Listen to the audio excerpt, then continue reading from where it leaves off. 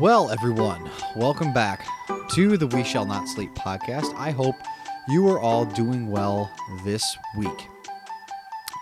Wherever you may be and however you may be listening, I am so thankful that you're making us a priority to listen to. We've been kind of all over the place here as of late, and I'm gonna tell you why. There's been a lot that's going on, and I will tell you, for those who have been listening for a while, to those that I don't even know, your listenership is appreciated, and there is a reason why I still do this podcast, and that's because of people like you, the people that I actually continue to meet in person, in particular one person.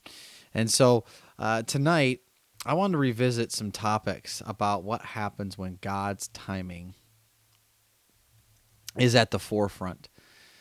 And I want to reread one of my favorite Psalms in this manner, because Psalm 37 is a place that I have really been in. I've had to lean into here as of late, and because of the frustrations with relationships and things, it's hard.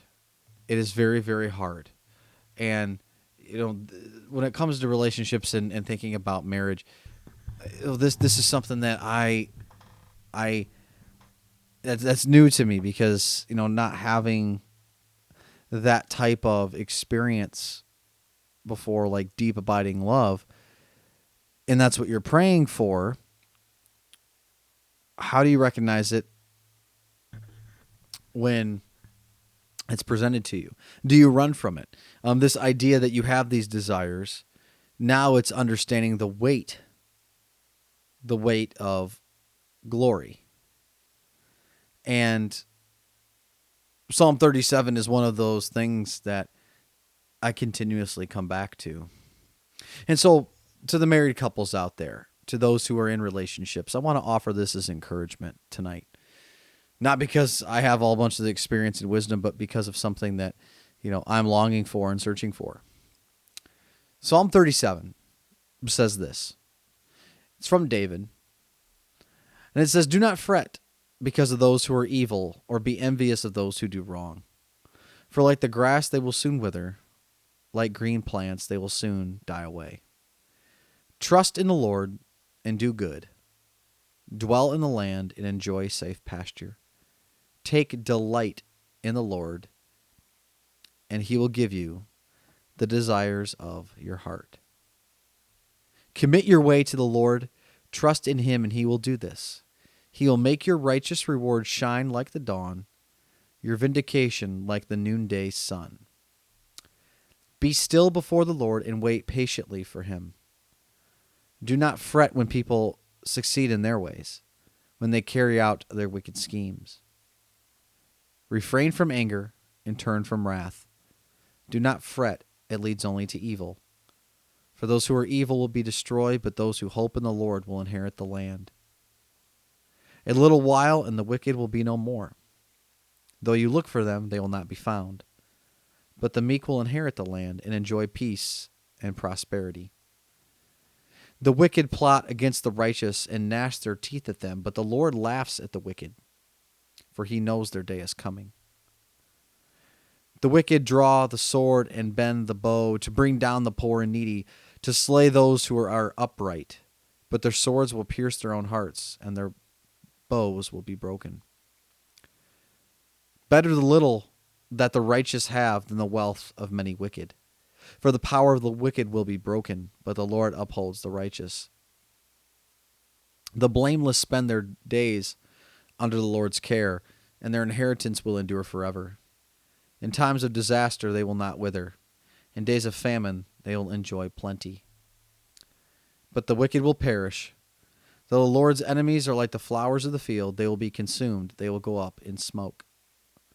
The wicked borrow and do not repay, but the righteous give generously. Those the Lord blesses will inherit the land, but those he curses will be destroyed. The Lord makes firm the steps of the one who delights in him. Though he may stumble, he will not fall, for the Lord upholds him with his hand. I was young and now I'm old, yet I have never seen the righteous forsaken or their children begging bread. They are always generous and lend freely. Their children will be a blessing. Turn from evil and do good. Then you will dwell in the land forever. For the Lord loves the just and will not forsake his faithful ones. Wrongdoers will be completely destroyed. The offspring of the wicked will perish. The righteous will inherit the land and dwell in it forever. The mouths of the righteous utter wisdom, and their tongues speak what is just. The law of their God is in their hearts. Their feet do not slip. The wicked lie in wait for the righteous, intent on putting them to death. But the Lord will not leave them in the power of the wicked, or let them be condemned when brought to trial. Hope in the Lord and keep his way. He will exalt you to inherit the land. When the wicked are destroyed, you will see it. I've seen a wicked and ruthless man flourishing like a luxuriant native tree, but he soon passed away and was no more. Though I looked for him, he could not be found. Consider the blameless, observe the upright. A future awaits those who seek peace, but all sinners will be destroyed. There will be no future for the wicked. The salvation of the righteous comes from the Lord. He is their stronghold in time of trouble. The Lord helps them and delivers them. He delivers them from the wicked and saves them, because they take refuge in him. Psalm 37. Quite a contrast between the wicked and the unrighteous and those who come to see God. Hope in the Lord and keep his way. The Lord makes firm the steps of the one who delights in him. The blameless spend their day under the Lord's care. Interesting verses. Be still before the Lord and wait patiently for him. Commit your ways to the Lord and trust in him, and he will do this. He will make your righteous rewards shine like the dawn, your vindication like the noonday sun. Take delight in the Lord, and he will give you the desires of your heart. You see, there's this aspect that we find in the book The Weight of Glory by C.S. Lewis. Paraphrasing, he communicates that basically those who call themselves Christians, those who live on the planet, we are constantly living on the razor's edge of two very distinct possibilities, as those of God's people, or at least trying to be God's people. Both are taken from the book of Matthew, and it's Jesus to his followers of, well done, my good and faithful servant, or away from me, I never knew you. And it's the weight of glory to be delighted in by the Lord, is what C.S. Lewis's point is. To be actually told, well done, my good and faithful servant, that is the weight of glory. And when we're talking about finding delight in the Lord in return, and you're committing our ways to him, fully trusting in him and that he will give us the desires of our hearts, there is something to be said about understanding the weight of that glory. And the glory is all around us. And that's why I believe, that's why I have been praying for the longest time to meet someone.